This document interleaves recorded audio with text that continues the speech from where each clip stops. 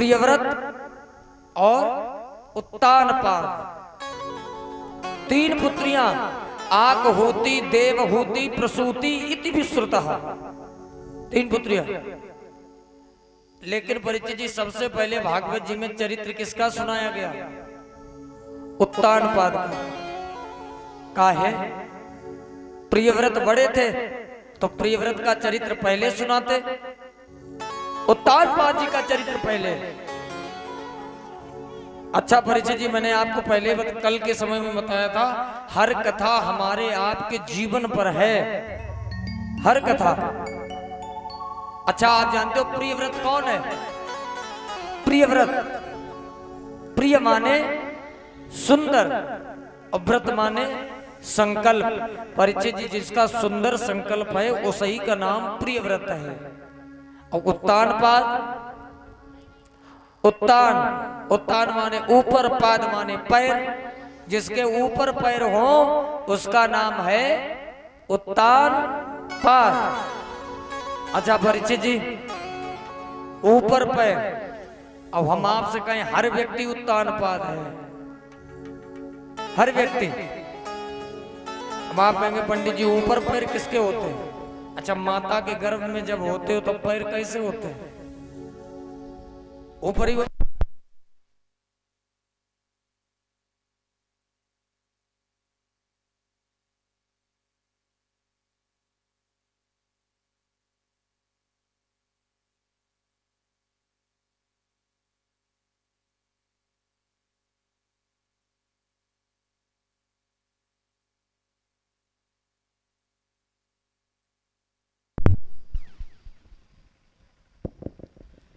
प्रेम से बोले गोविंद भगवान की। तो परिचित जी उत्तानपाद हर व्यक्ति है। अच्छा उत्तानपाद जी का चरित्र पहले क्यों? चाहे जितना सुंदर संकल्प हो, चाहे जितना ज्ञानी हो, लेकिन जिसके घर में भगवान का भक्त आ जाएगा उसकी चर्चा पहले है, पहले चर्चा है। अब बाबा कहते हैं कि उत्तानपाद जी महाराज जब बड़े हुए तो इनका विवाह किनके साथ हुआ था? सुनीति। किसके साथ? सुनीति। और सुनीति कौन है? सुमाने सुंदर, नीति जो सुंदर नीतियों पर चले, सुंदर नीतियों पर चलाए, ऐसी माता। उत्तानपाद जी के जीवन में सब कुछ मिला। समस्या पूरी कथा शुरू से लेके आखिरी तक सुनना, एक ही समस्या है, संतान। एक ही समस्या है, सब कुछ इनके जीवन में मिला, सब कुछ मिला, लेकिन संतान नहीं मिली। इनको कोई समस्या नहीं थी, आराम से अपना जीवन यापन कर रहे। सुखदेव जी महाराज कहते हैं परिचित जी कि जब ये जीवन यापन कर रहे, एक दिन घर से निकले तो माताओं ने अपना मुख घुमा लिया।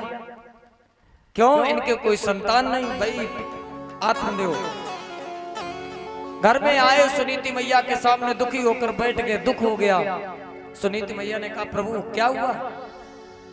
अरे हमने जीवन में सब कुछ पा लिया और ऐसी कौन सी कमी रह गई जो हमारे यहाँ किसी संतान ने जन्म नहीं लिया? लोग हमारी तरफ से मुख घुमाने लगे। बाबा कहते हैं सुनीति मैया जो सुंदर नीतियों पर चलने और चलाने वाली हो, वो अपने पति को दुखी कैसे देखे? उसने कहा प्रभु कोई बात नहीं, हमारे द्वारा किसी बालक ने जन्म नहीं लिया, आप ऐसा करो आप दूसरा विवाह कर लो। दूसरा विवाह, हमारे द्वारा जन्म नहीं हुआ तो दूसरी बहन जो आएगी उसके द्वारा संतान की प्राप्ति होगी, कम से कम लोग आपसे विमुख तो नहीं होंगे। उत्तानपाद जी ने जैसे ही दूसरे विवाह की बात सुनी का रानी क्या कहती है? बावली हो गई। दूसरा विवाह हमने अगर कर लिया तो तुम्हारा क्या होगा? और रानी तुम्हें नहीं मालूम, अगर दूसरा विवाह कर लिया तो फिर रात की नींद हराम हो जाएगी। अच्छा परिचय जी ये उत्तानपाद जी ने बात कही, ये बात सही है, रात में नींद हराम हो जाएगी। अच्छा रात में नींद आती किसे किसे नहीं? ये भी तो प्रश्न है। रात में कौन कौन जागता है? कई जागे रोगी, अब दूसरे जागे योगी, अब तीसरे ज्यादा से ज्यादा जागे भोगी। तीनों लोग तो जागते, लेकिन परीक्षित जी ऐसा नहीं, और भी कुछ लोग हैं जिनको रात में नींद नहीं आती है। कौन? जिस घर में सर्प निवास करे, ऊपर से पानी आता हो। अगर आपके घर में एक सर्प हो और आपको पता चल जाए कि सांप है, तो बताओ रात में नींद आएगी? पता नहीं कौन सा कोने से निकल आए। बरसात के महीने में अगर आपका घर टपक रहा है तो रात में नींद आएगी? ऊपर से पानी आता हो, नहीं नींद आएगी। दो हो गए। जिस घर में सर्प निवास करे, ऊपर से पानी आता हो, और उस नर को नींद नहीं आती जिस पर कर्जे की बाधा हो। अगर किसी के ऊपर कर्जा है उसे भी रात को नींद नहीं है। और उस नर को नींद नहीं आती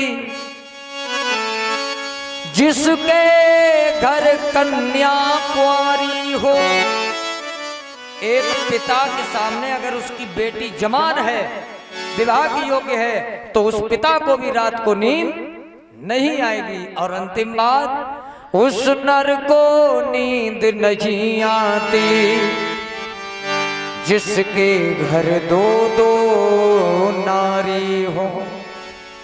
एक आदमी के अगर दो विवाह हो गए हुए तो बताओ रात में नींद है? खींचे तानी पड़ी रहे। हाँ, और वैसा कोई झूठ बात नहीं है परीक्षित जी, सत्य है। एक पंडित जी थे और पहले का जमाना, तो उनके दो विवाह भये। अब बेहू भागवती पंडित थे बड़े अच्छे से। अब दो विवाह भये, हमारे आचार्य जी जैसी उम्र थी उनकी, और दो विवाह हुए। तो 2-4 महीना तो मामला ठीक ठाक परीक्षित जी चला, लेकिन फिर खींचा तानी पड़ने लगी। बेकाय कमाई हम ली, बेकाय हम ली। पंडित जी बड़े परेशान। तो पंडित जी ने 2 मंजिल मकान बनवाओ। एक लोगों से कही तुम्हारा ऊपर और एक लोग नीचे। एक भागवत की कमाई तुम्हारे पास और एक भागवत की कमाई। ठीक। अब मामला महाराज बनो। तो धीरे धीरे धीरे धीरे समय गुजरने लगा। अब मान लो एक दिन पंडित जी कथा कहीं चले, ज्यादा कहूं दूर ना जाओ, मान लो जगतपुर गए। पहले के जमाने में आते होंगे। और जगतपुर में जब आजकल हम आते हैं तब देखो पैसा की कोई कमी नहीं। तो वे पंडित जी जब गए तो उन्हें इतनों से धन मिलो, वो गठरी बंदी। तो उनके पीछे चोर लग गए परीक्षित जी कि इनको धन जो है चुराए ले। लेकिन रास्ते में मामला नहीं बन पाया। पंडित जी पहुंचे घर में, नंबर रहा है नीचे वाली देवी का। पंडित जी चढ़ने लगे सीढ़ियां। नीचे वाली देवी जी ने कहा भागवत के नंबर तो हमारा। तो नीचे वाली देवी भागी। अच्छा वो चोर गए तो परीक्षित जी एक कोने में जाके बैठ गए कि जब ये लेट जाएंगे तब हम पैसा चुरा लेंगे। अब सीढ़ियां चले गए, नीचे वाली देवी जी भागी।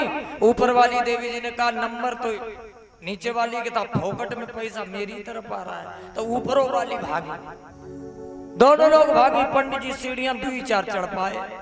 तो नीचे वाली देवी जी भागी। नीचे वाली देवी जी ने भाग करके एकदम पैर पकड़ा।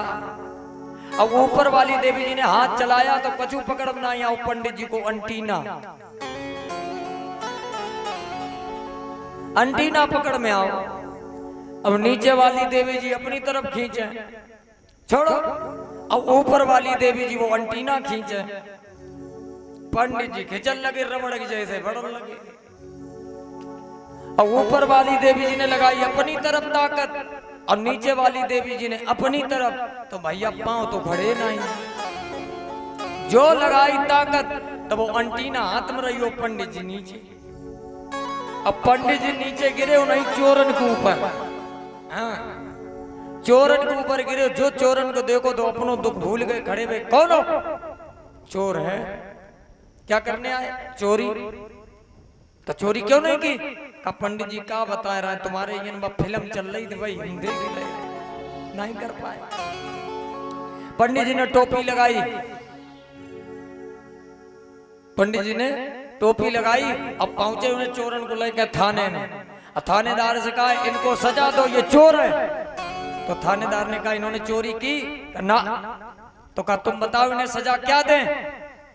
तो पंडित जी ने कहा इन चारों चोरन के दुई दुई विवाह कराओ, दुई दुई विवाह। अब चोर क्या कहें, थानेदार साहब काले पानी की सजा दे दो, फांसी लगवाए दो, लेकिन दुई विवाह नहीं करेंगे। काहे कि पंडित जी की टोपी हटा।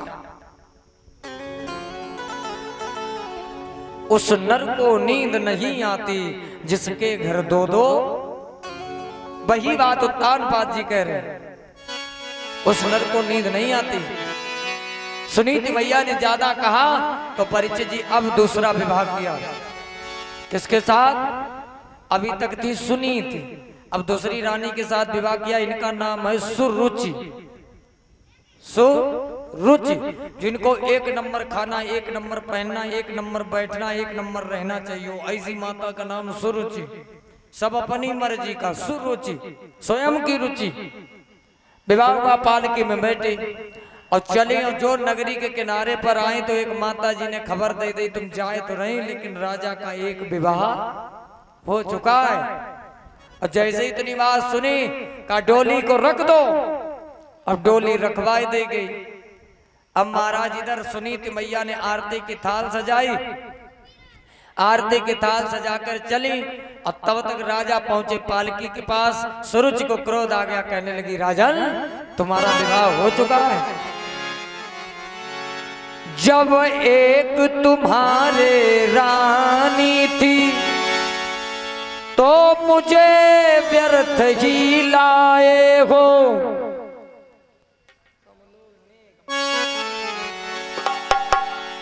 जब एक तुम्हारे रानी थी तो मुझे व्यर्थ ही लाए हो।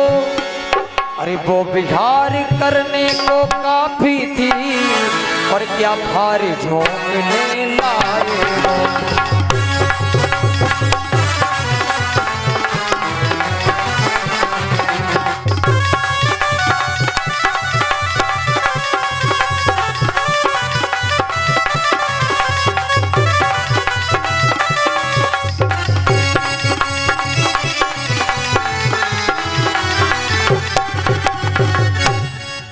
जब एक तुम्हारी रानी थी तो मुझे क्यों लेकर के आए, डोली को वापस कर दो। तब तक सुनीत मैया पहुंच गई पास में। पास में पहुंचे का बहन इतना क्रोध काहे को, हम दोनों बहनें मिलकर के घर में रहेंगे, जो संतान होगी वही तुम्हारी गद्दी पर बैठेगी, आराम से रहेंगे। सूरज मैया ने कहा बावली हो गई तू, तेरी कोख से तो किसी बालक ने जन्म लिया नहीं, और तू चाहती है कि मैं तेरे साथ रहूं, जो मेरे द्वारा बालक हो उसे भी तू मार करके खा जाएगी। हम नहीं रहेंगे। सुनीति मैया कहने लगी बहन ऐसा कुछ नहीं होगा, कोई तो उपाय होगा। हाँ है, अगर मुझे महलों के अंदर ले जाना चाहती हो तो तुम्हें महलों से बाहर होना पड़ेगा। मंजूर, जंगल में रहना पड़ेगा, जौ का आटा मिलेगा उसी की रोटी बनाओ खाओ। आज सुनीति मैया पति के लिए ये भी स्वीकार कर लिया, हमें मंजूर है, ठीक है। अब सुनीति मैया परीक्षित जी घर से बाहर निकली। अब आप विचार रखना, ये कथा कहती है निस्वार्थ भाव से जीवन में सबके ऐसा हुआ है। सुनीत मैया सोचती थी जो दूसरा विवाह होगा, जो आएगी बहन उसके साथ प्रेम से रहेंगी, लेकिन सामने वाला कैंडिडेट आपके बारे में क्या सोचता है ये समय पर निर्भर है। चाहे जितना आप अच्छा करते रहिए, कभी कभी ऐसा देखने को मिलता है आप अच्छा करो और सामने वाला रिजल्ट आपको अपोजिट देगा। आप जब राम जी की कथा को सुनेंगे तब आपको ये कथा समझाएंगे। समय फिरे रिप होए प्रीते, सब खेल समय का है। इसलिए हम आप इस बात पर विचार ना करें। सुनीत मैया ने वैसे ही किया। आजकल भी ऐसी समस्या आ जाती है कि हम आप अपनी जगह पर ठीक है, सामने वाला व्यक्ति आप पर उंगली उठा रहा है।